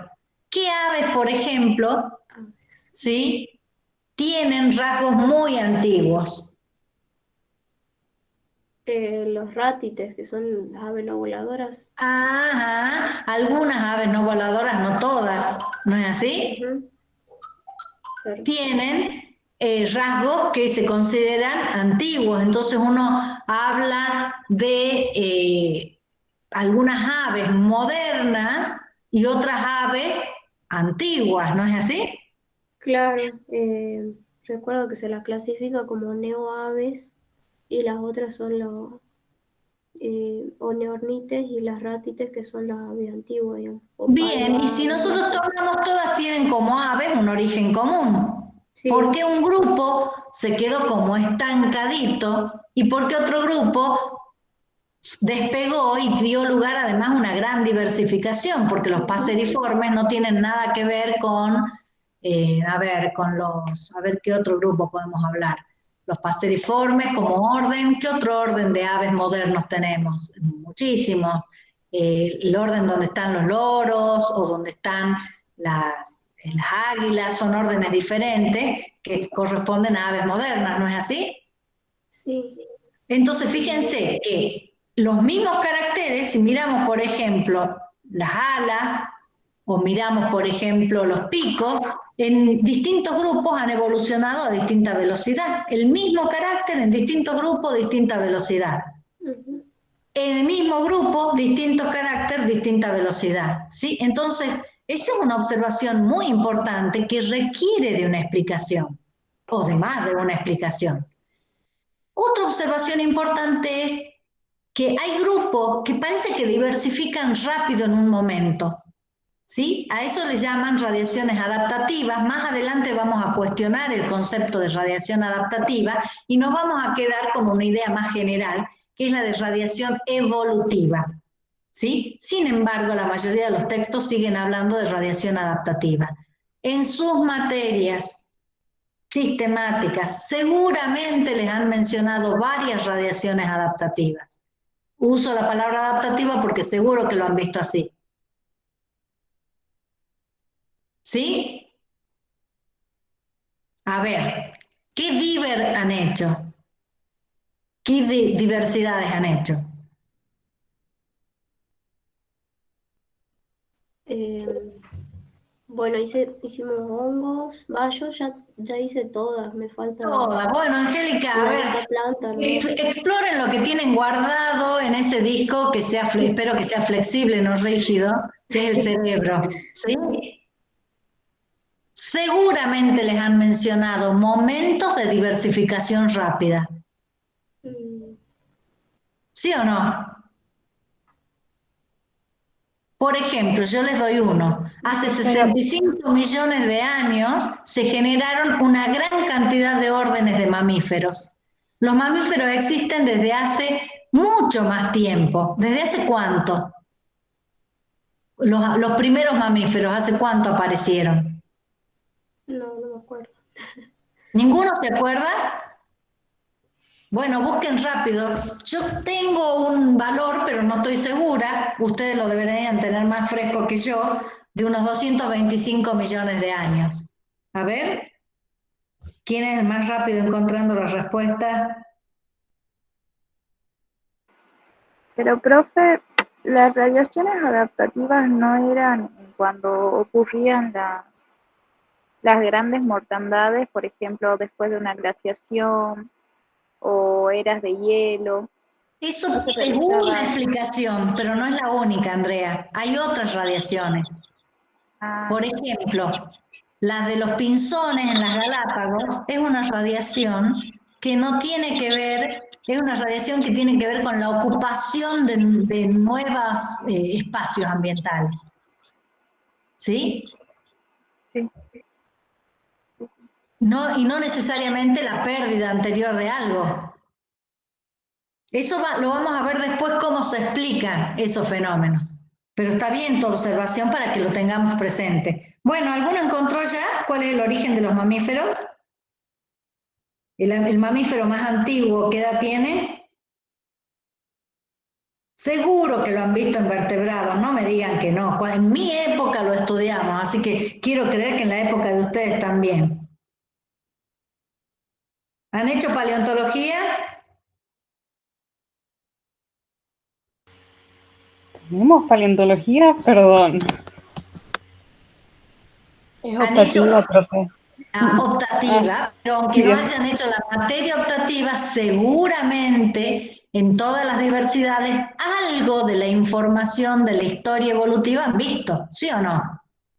Cuando les ponen los árboles, para que miren la relación entre los grupos, les mencionan, aquí está Archaeopteryx, o no. No me digan que nunca han visto eso. Efenodon, bueno, lo mencionaste vos ahí, hace un ratito, ¿sí o no? Profe, Sí, acá yo profe. busqué y dice 200 millones de años en el Triásico, o sea que nos encontrábamos de alguna manera conviviendo con los dinosaurios, pero, o sea, como muy chiquititos, digamos, éramos nosotros. Bueno, a ver si se van acordando de a poquito lo que han estudiado. Yo les planteé 225 millones de años, ¿no? No estaba tan equivocada. Más o menos 200, 225 millones de años el origen de los primeros mamíferos. Sin embargo, durante más de 100 millones de años, durante casi 150 millones de años, los mamíferos eran formas raras, ¿sí? No eran la forma común en un paisaje, podríamos decir. Eso lo vemos recién, hace 65 millones de años vemos que hay una explosión de mamíferos. Y explosión no es solamente en número, sino en diversas formas. Y ahí, hace 65 millones de años, se forman gran cantidad de los órdenes de mamíferos actuales. ¿Sí? El orden primate, los insectívoros, bueno, los insectívoros se habían generado un poco antes, los distintos órdenes que definen, por ejemplo, a los grupos hoy de ballenas, de los murciélagos, o sea, todos esos órdenes se habrían originado más o menos hace unos 65 millones de años. Entonces la pregunta es, ¿por qué, si los mamíferos se originaron hace 220 millones de años, por qué recién después de 150 millones de años evolucionaron diversificándose? ¿Se entiende la pregunta? ¿Qué otra radiación han estudiado en alguna de sus asignaturas? Se las han mencionado por lo menos.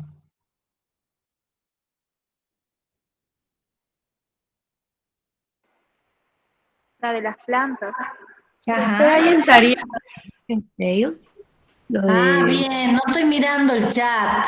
A ver. Dice la explosión cámbrica. Estefanía. Bien, la explosión cámbrica. ¿Qué pasó, Estefanía, en la explosión cámbrica?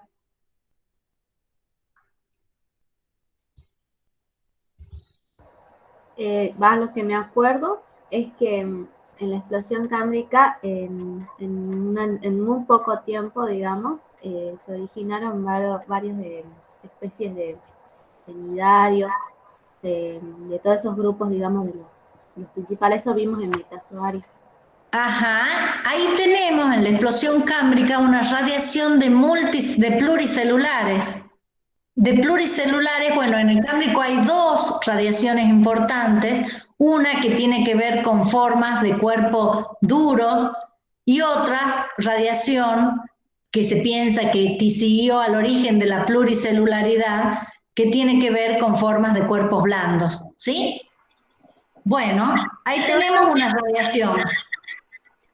yo me acuerdo que había una discusión en la explosión cámbrica, porque la verdad es como que ellos se cree que es una explosión porque encuentran mucho registro fósil, pero en realidad no sabían si esas formas en realidad estaban antes, pero recién en ese momento, por un cambio de composición, empezaron a hacer partes duras, digamos. Bien, fíjate que lo que decís vos, Andreas, sí ocurrió durante mucho tiempo, pero hoy se tienen registros fósiles, por ejemplo, con diferencia creo que de 50 o 70 millones de años, que es poco en términos del registro fósil, ¿sí? Donde muestran que antes de los 580 millones de años no estaban esas formas y después ya se han encontrado algunos fósiles, no fósiles, sino algunas canteras donde ahí están datadas en 580 millones de años, en 475 millones de años, en 490, y donde se ve que claramente no hay formas que estuvieran presentes, por lo menos en una cantidad muy llamativa, y que estén todas las formas vivientes, ¿sí? Pero eso que decís vos se pensó en algún momento. Hoy, por ejemplo, hay datos de canteras de 475 millones de años y otras de 570 millones de años, en el medio hay algunas otras de 600, y está claramente diferenciada la fauna de unas y de otras, ¿sí? Entonces quiere decir que en algún momento algo pasó que se generó gran diversidad, ¿sí? Esas explosiones, miren, el término la verdad que es bien figurativo, ¿sí? Están mostrando la existencia de radiaciones evolutivas. Después discutiremos si son adaptativas o no. Otra radiación, yo ya se las he mencionado, por ejemplo, cuando se formaron las islas volcánicas del archipiélago de Hawái, hay muchos grupos que han generado y diversificado ahí. En general son grupos taxonómicos, son islas relativamente nuevas y los grupos taxonómicos no superan el nivel de género. No se ha formado una familia nueva, se han formado especies dentro de los mismos géneros, ¿sí? Entonces ahí aparece otra de las observaciones. Por ejemplo, bueno, no está escrito acá, hay radiaciones que implican generación de formas muy distintas, pero dentro de cada forma poca variabilidad, y hay otras radiaciones que son dentro de un grupo. ¿Se entiende? Entonces no es lo mismo hablar de la radiación de los mamíferos a hablar de las radiaciones de moscas drosófilas en Hawái. Son distintos niveles. Otras observaciones son las extinciones. Las causas de las extinciones, los patrones en las extinciones deben ser explicados. También, durante mucho tiempo se han descrito tendencias, es decir, rasgos que parecen cambiar en una dirección. Bueno, ¿las tendencias existen? ¿Cómo las explico si es que existen? Y para mí una de las preguntas más interesantes es cómo surgieron, y esto tiene distintos niveles de explicación, aquellos rasgos que llamamos novedades evolutivas. ¿Qué es una novedad evolutiva? Una característica que define a un grupo taxonómico y que ha sido muy importante en la diversidad posterior. ¿Sí? Entonces, cuando aparecen, por ejemplo, las mandíbulas articuladas, ¿sí? Se considera una novedad evolutiva. Cuando surgen, las estructuras en forma de alas, se considera una novedad evolutiva porque es una característica que define al grupo de las aves, así como las alas en los mamíferos está definiendo al grupo, por ejemplo, de los, donde encontramos los murciélagos, ¿sí? Pero las alas de las ardillas voladoras son diferentes de las alas de los murciélagos, tienen un origen diferente y por lo tanto lo tengo en cuenta como una novedad distinta. Fíjense que el origen de las alas en los reptiles nos ha permitido hablar del grupo taxonómico aves. ¿No es así? Mientras que el grupo o el origen de estructuras parecidas a alas en las ardillas, no las hemos usado para hablar de un nuevo taxón. Simplemente hablamos de especies que han desplegado estructuras, creo que son interdigitales y que ayudan al planeo, ¿no es así? Entonces, fíjense que esas características, hay algo que me lleva a mí a definir que algo ha contribuido mucho a la diversidad o que no lo ha hecho. Entonces, las alas de las aves se consideran que sí han contribuido mucho a la diversidad, mientras que el origen de las membranas interdigitales, ¿sí? Ya no recuerdo exactamente cómo son, pero en las ardillas voladoras, que no son solo interdigitales, me parece que son además estructuras membranosas que unen las dos extremidades, ¿sí? No han sido tan importantes para la clasificación, ¿sí? Así que hay muchas observaciones que dan lugar a muchas preguntas y que requieren respuestas, ¿sí? Bueno, nosotros no lo vamos a usar, pero los que hacen taxonomía utilizando fósiles o utilizando caracteres morfológicos, utilizan, por ejemplo, como una medida de la velocidad de evolución. Nosotros hemos hablado de los relojes moleculares, ¿no es así? Bueno, acá hablan de una unidad de medida que es el Darwin, ¿sí? Y un Darwin es la velocidad, o cuánto cambió, mejor dicho, un carácter, por un factor de E por millón de años, ¿sí? Entonces, bueno, es cuánto cambió el carácter en este tiempo de 2,7 millones de años. ¿Por qué lee? Porque surge de trabajar con escalas logarítmicas, se usa el logaritmo neperiano y de ahí sale ese valor E, ¿sí? Fue Haldane quien definió esta medida en épocas, miren, 1949, cuando no había relojes moleculares. Es más, no se sabía ni siquiera que el ADN era el material hereditario, ¿sí? Así que si en algún libro ven el Darwin como unidad, ya saben que es una medida de velocidad de evolución de una característica morfológica. Bueno, miren esa gráfica y a ver quién se anima a explicarla. ¿La ven bien o necesitan que la agrande? Ahí se ve mejor, ¿no?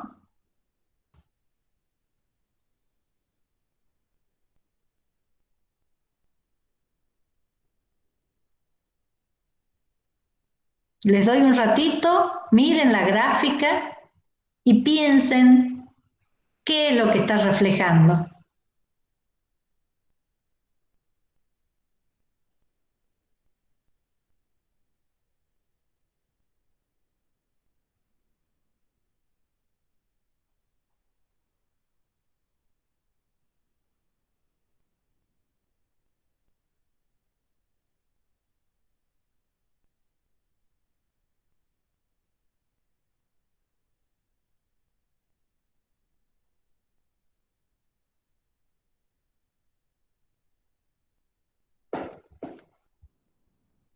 Bueno, ¿pudieron ver algo?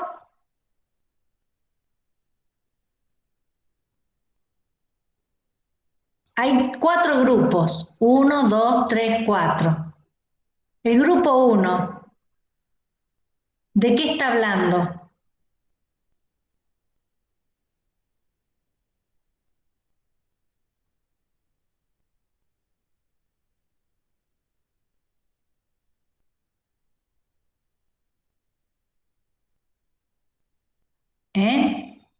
Este grupo, ¿se refiere a qué evolución?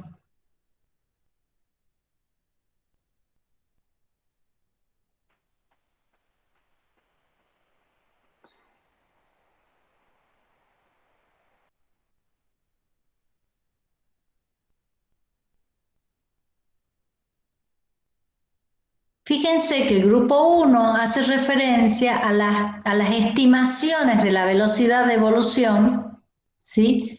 En extrapolada, por supuesto, utilizando experimentos de selección. Es decir, por ejemplo, tomo las mosquitas y imprimo selección, hago selección y selecciono para el mayor tamaño. Bueno, ¿a qué velocidad produje ese cambio morfológico? ¿Sí? Después tenemos este otro grupo. ¿Qué dice ahí? La velocidad de cambio post-colonización. Por ejemplo, si yo midiera cuánto cambió un pinzón desde que arribó a una isla, el tamaño del pico, la forma del cuerpo, si tuviera esos elementos para medirlo, estaría aquí. Luego de la colonización, ¿cuánto cambió un carácter? ¿Sí? ¿Qué refleja el grupo 3?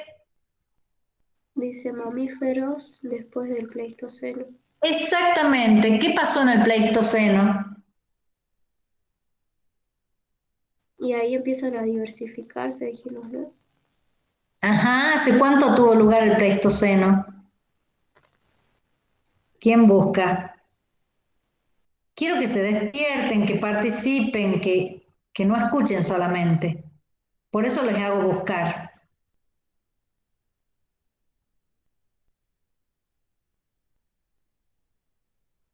Profe, acá dice que comienza hace 2,59 millones de años y finaliza aproximadamente hace 11 a 700 antes de Cristo. Ajá.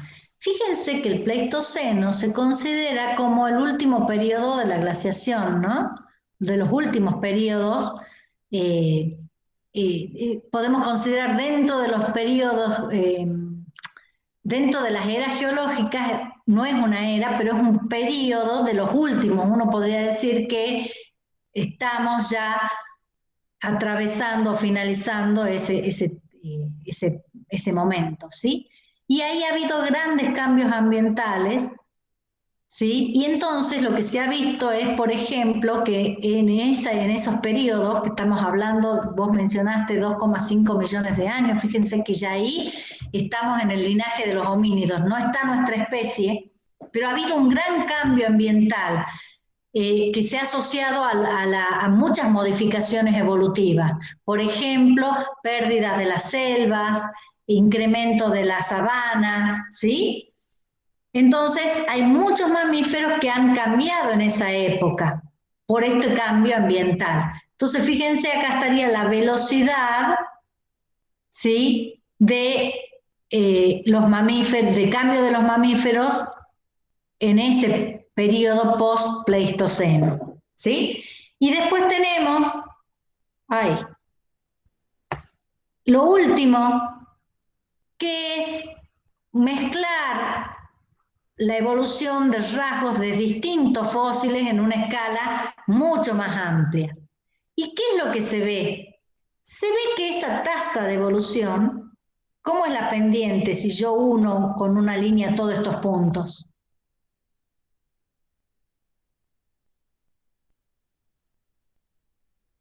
La pendiente es más o menos constante.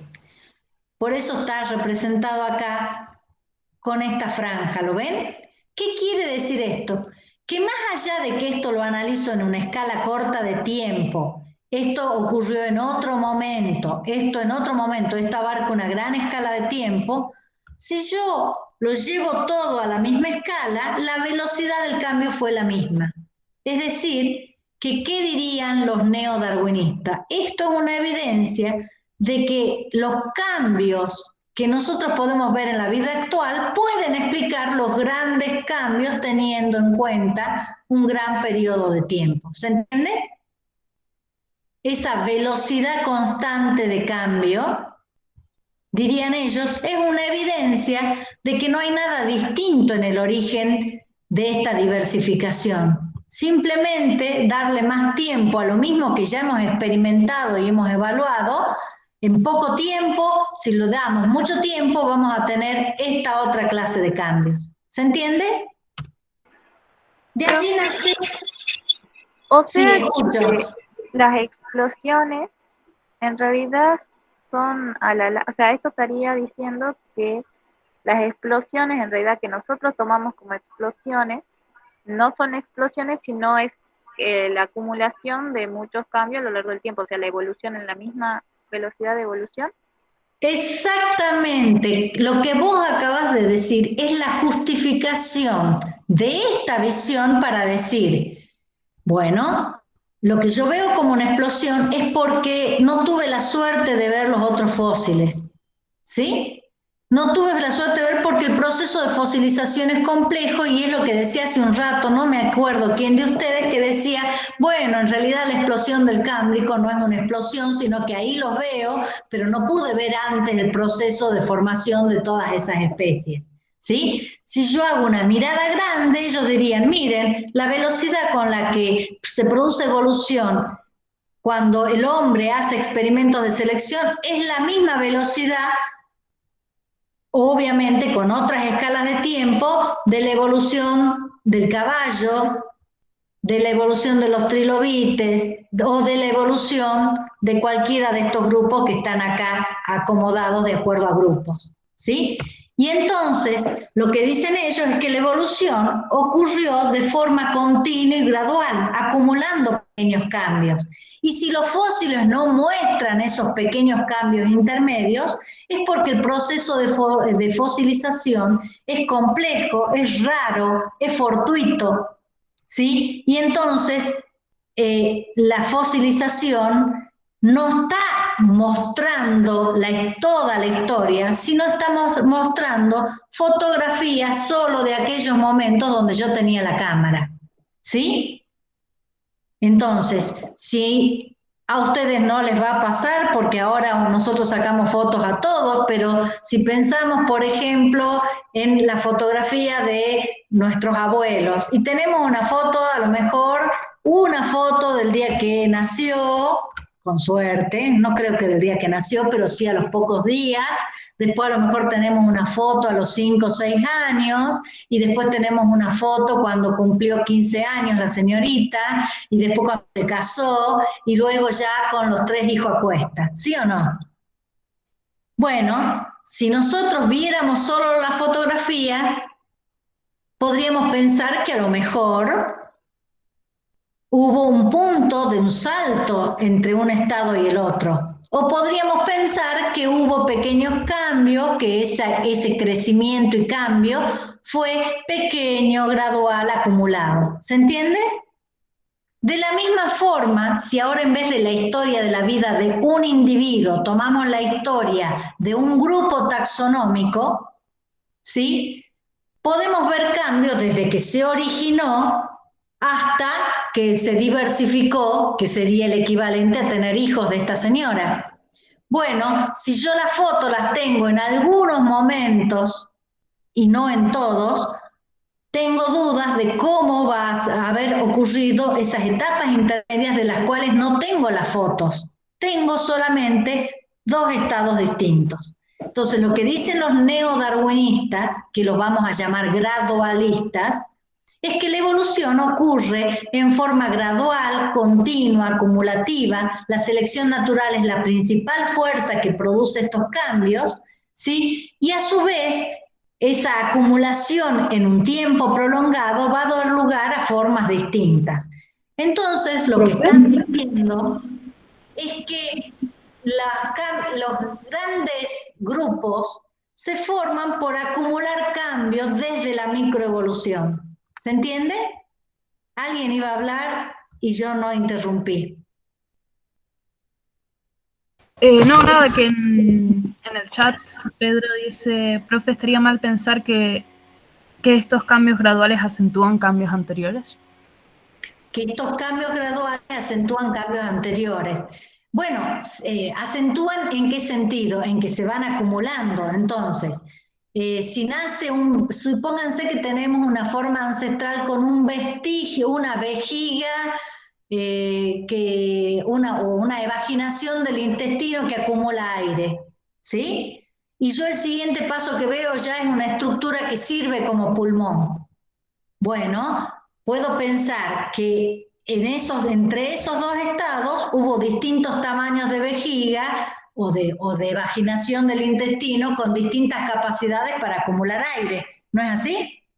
O puedo ver otra alternativa es decir, no, pasamos de este estado de una incipiente forma a otra donde ya hay una estructura que podemos llamar pulmón, de esta estructura que sirve realmente para la respiración. ¿Se entiende? Entonces, fíjense que, no sé si pueden ver mi mouse, mi puntero, ¿lo pueden ver? Sí, profe. Imagínense que yo tengo fósil en este punto, en este punto y en este punto. Aquí, aquí y aquí. ¿Cómo una yo esos puntos? Depende de la visión que tenga. Si tengo una idea de que la macroevolución es nada más que acumular cambios microevolutivos en el tiempo, puedo unir los puntos con una línea recta. Miren, yo puedo trazar acá una línea entre estos puntos, ¿sí? Mientras que yo puedo tener una visión distinta y decir, no, estos grandes cambios que yo veo en el registro fósil están mostrando la realidad de la historia. Durante estos tiempos previos no hubo cambios, ¿sí? Y de golpe se manifestaron grandes cambios. Entonces, fíjense que acá nosotros vemos saltos en el cambio genético o morfológico, porque si estamos analizando rasgos morfológicos, esto está explicando mejor la situación, ¿sí? Entonces, una cosa es lo que tengo de información, que son estos puntos,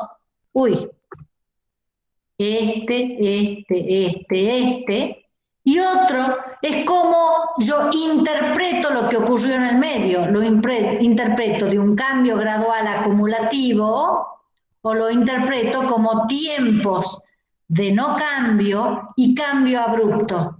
No cambio o estasis, van a llamar ellos, y cambio abrupto. Y tenemos entonces planteadas las dos grandes visiones de la macroevolución. Lo que se conoce como gradualismo filético, que es la extensión de la visión neodarwinista donde la selección es el principal factor que actúa continua y acumuladamente, versus los equilibrios puntuados que dicen que hay momentos de equilibrio sin cambio, por lo menos morfológico, y hay momentos de gran cambio o puntuación que implica una generación de especies ya diferente a la anterior o de grupo taxonómico diferente al anterior y que el registro fósil justamente está mostrando este mecanismo, este proceso que es interrumpido. Fíjense que acá tenemos el ritmo que decía Simpson, gradual y continuo versus un ritmo interrumpido, ¿sí? Y cambiante. ¿Tienen preguntas para hacer?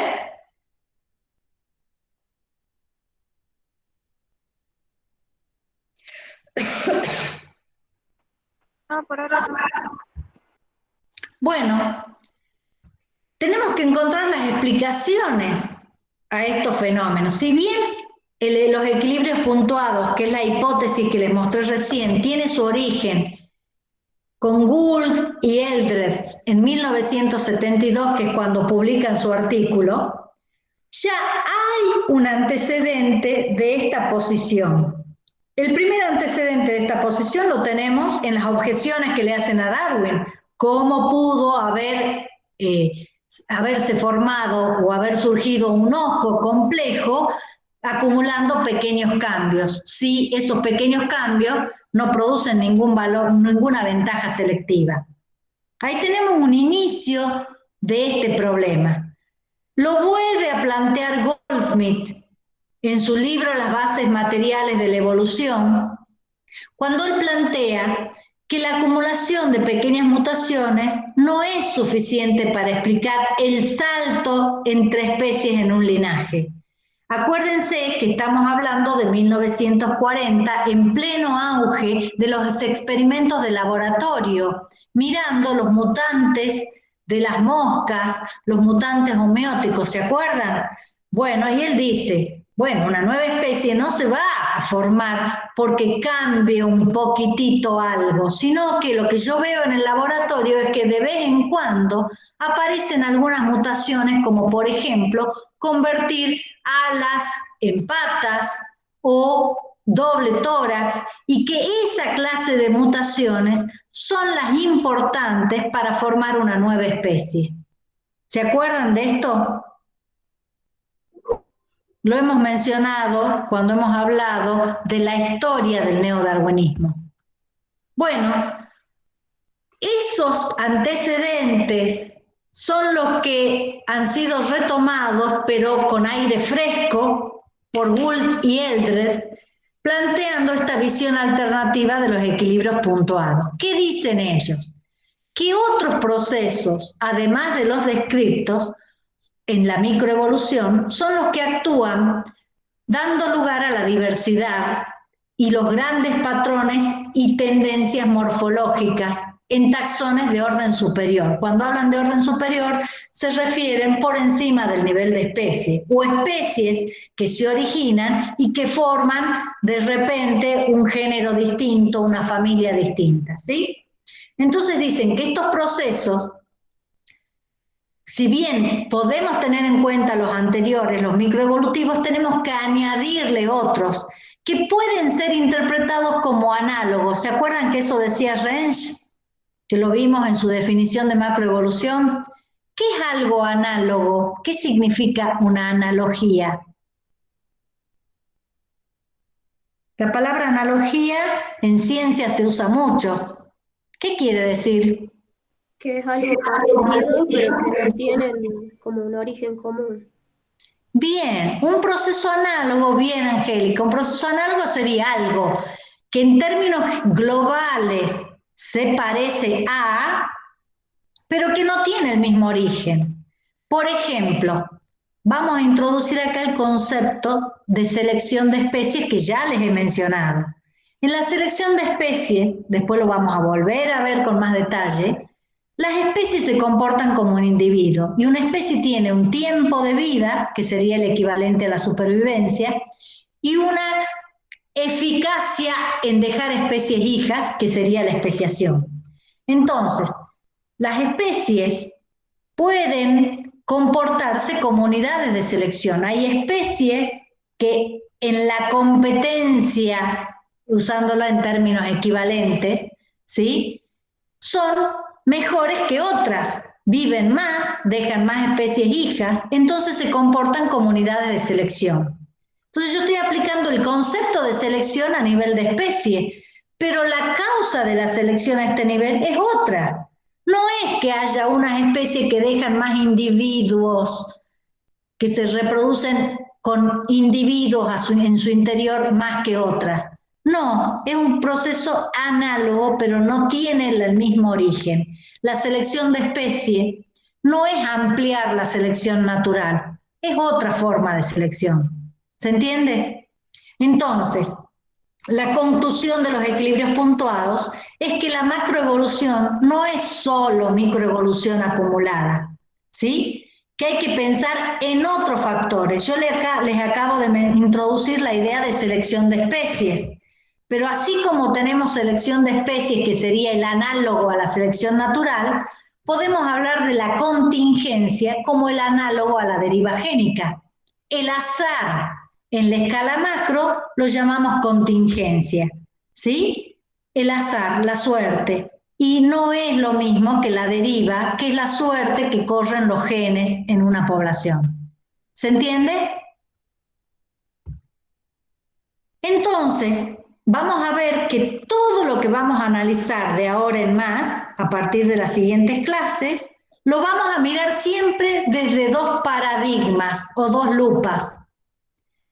Mirando desde el marco gradualista, o algunos lo van a llamar neodarwinista, ¿sí?, o buscando una explicación desde otra posición, con el marco teórico de los equilibrios puntuados. ¿Se entiende? Entonces, a partir de ahora vamos a empezar a tratar de responder algunas de las preguntas que hemos planteado antes, ¿sí? Ya hemos respondido con dos hipótesis a una de las preguntas, el ritmo en el que ocurre la evolución. Fíjense, hay dos respuestas. Hipótesis 1, ritmo constante, gradualismo filético. Hipótesis 2, ritmos cambiantes y tenemos equilibrios puntuados. Bueno, desde estas dos miradas, desde estas dos lupas, desde estos dos anteojos, vamos a mirar fenómenos que han ocurrido en la escala amplia de la evolución. Por ejemplo, vamos a mirar el registro fósil, vamos a ver qué ha pasado con las extinciones y cómo las explicamos desde una y otra visión. Vamos a mirar las diversificaciones rápidas que hemos llamado radiaciones desde una lupa y desde la otra. Lo mismo vamos a hacer cuando miremos las novedades evolutivas. Bueno, cómo se han originado esas novedades según una visión y según la otra. Lo que les quiero decir es que no es una de las dos hipótesis la que tenga razón. Las dos conviven, lo mismo que el neutralismo y el seleccionismo, conviven. Acá la disputa está en que quién explica la mayor proporción de observaciones. ¿Sí? ¿Quién es la que explica más? Acá no descartamos. La teoría de la evolución tiene esa particularidad, incorpora explicaciones, reduciendo el ámbito que explicaba la hipótesis anterior, pero no descartándola totalmente. Vamos agregando, vamos enriqueciendo. Algunos dirían que la teoría de la evolución procede de forma gradual y continua, acumulando cambios. Y otros dirían, la teoría de la evolución no se ha generado de forma gradual y continua, sino que ha habido grandes observaciones, hipótesis que han generado grandes cambios en la teoría de la evolución. ¿Sí? Otra analogía para que pensemos en estos fenómenos. Y les digo algo más. Esto que nosotros lo estamos analizando en el contexto de la evolución son hipótesis que se utilizan para explicar los cambios culturales, cómo evoluciona la ciencia, si hay revoluciones o si hay cambios acumulativos para la economía. Es decir, esta visión que tenemos de la naturaleza, de la evolución de los seres vivos, también está afectando a las visiones de otros aspectos del mundo en el que nos desenvolvemos. ¿Sí? Yo voy a dejar la clase aquí, justo estamos cerrando, y la clase que viene, vamos a dejar esto en stand-by, la clase que viene retomamos especiación, a lo mejor podemos preguntarnos algunas de estas cosas en el contexto de la especiación, ¿sí? Eso lo vamos a ver el lunes, y vamos a ver de acuerdo al tiempo con el que estemos, si el martes seguimos con especiación o continuamos con esta nueva unidad. En el lapso entre hoy y mañana, yo voy a subirles en la plataforma distintos artículos y a un grupo de ustedes se los voy a asignar y al otro en la siguiente etapa le asignaré otros temas para resolver, ¿sí? Y cuando se sumen los alumnos que hayan aprobado el recuperatorio, les asignaré a ellos otros contenidos para desarrollar. ¿Sí? Bueno, profe. Bueno, nos estamos viendo, chicos. Ya saben que mañana hay consulta para los que necesiten de 9 a 11. Sí, bueno, profe. Gracias. Y no se olviden los que tienen que completar el puntaje, que han sacado más de 50 puntos, de trabajar en estos días para devolverme el parcial corregido, los puntos prácticos que hicieron mal o que no hicieron, ¿sí? Y de esa forma completen el puntaje para aprobar el primer parcial, ¿sí? Sí. Háganlo porque si no hacen eso van a quedar reprobados y por lo tanto libres. Claro. ¿Sí? Bueno, dejo de grabar. ¿Tienen preguntas?